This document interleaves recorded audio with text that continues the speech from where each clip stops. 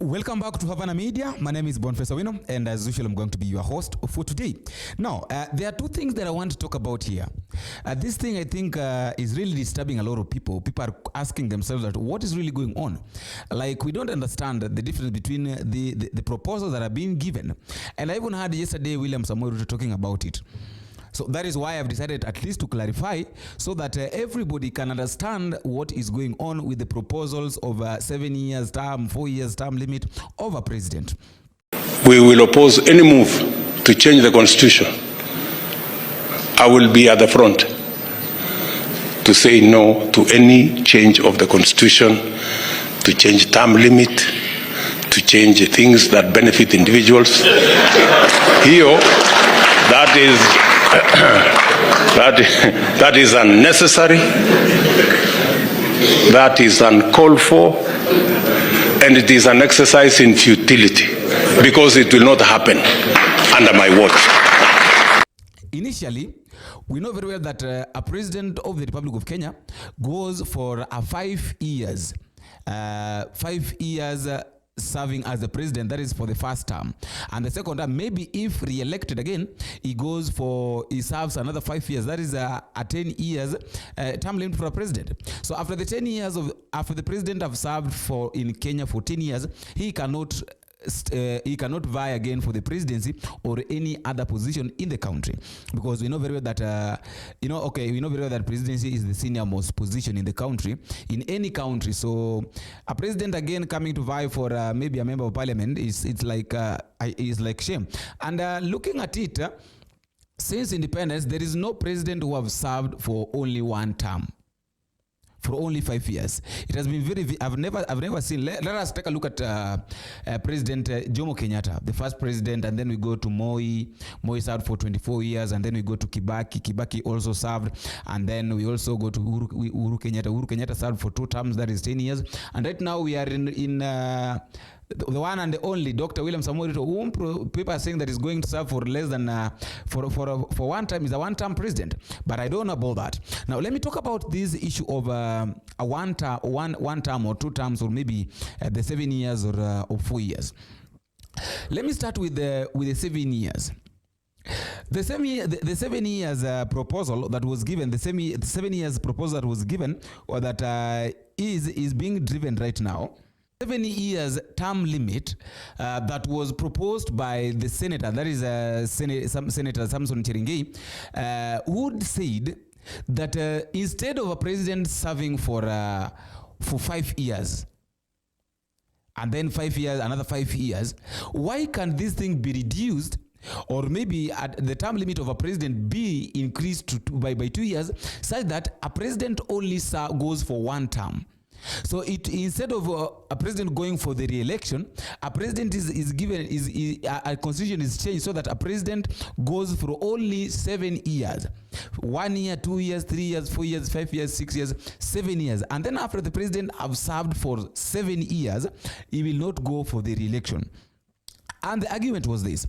The argument was that if a president focuses for serving for 1 term, that is 7 years, he will not allow himself maybe to be lured, maybe to get himself into this issue of re-election again, early campaigns and all that. So what the president will be doing, the president will only focus on working for the development and serving Kenyans, doing what is right and what is needed by Kenyans.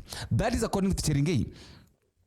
And he believed that this single longer term limit will also reduce the pressure of the president constantly campaigning for the re-election. Just like I've said, that it will reduce that pressure of the president campaigning. After 3 years now, the president starts campaigning again. If he knows that he's remaining with 2 years, he will start campaigning again, because he maybe is working on how he can be re-elected again for another term. But I think this issue of 7 years term limit, there is no big difference, because what we don't understand, or maybe when I was trying to analyze this thing, I came to realize something, that in as much as these people are saying that it is going to reduce pressure of the re-election, it is also going to increase high standard of living, whereby the president will want to do things. That corruption will be rampant, because the president knows that, after all, I'm just here for only 7 years.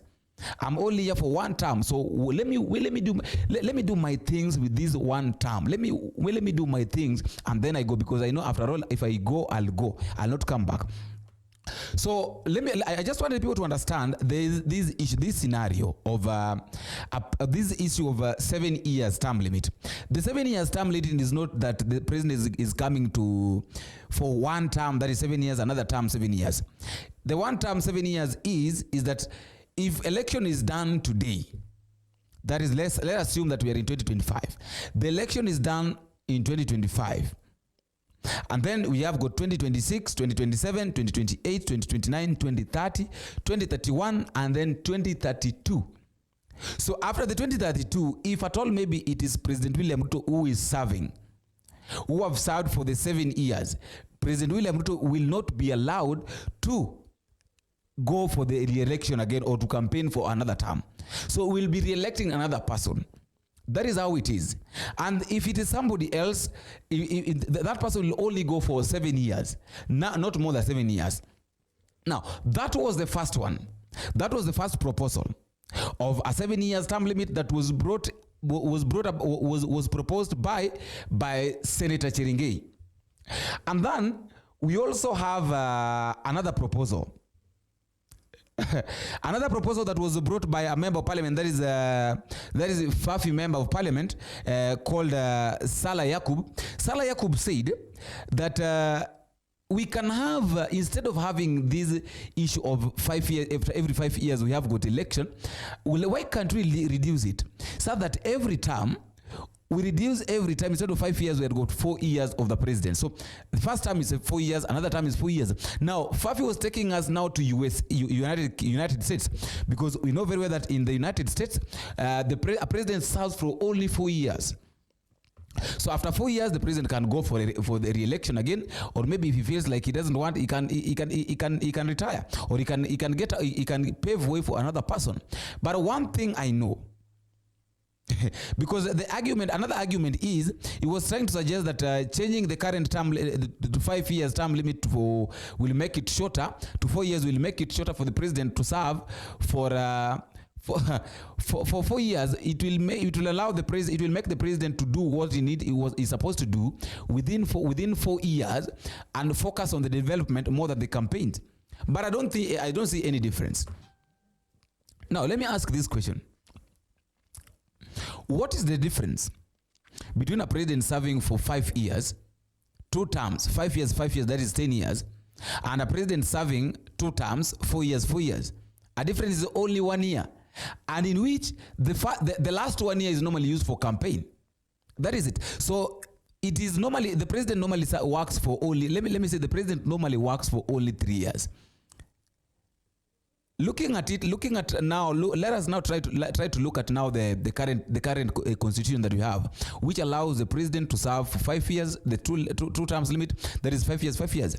The president works for Kenyans for the first year, the second year, third year, the president starts for campaigning for the next election. So if you try to calculate all this, you come to realize that the president serves for only 6 years. 6 years. The remaining 4 years is normally for the campaign. If the president is the president, like now, let's say for instance, if William Samoei Ruto will be re-elected again, you'll come to realize that the president has only been in office for 3 years.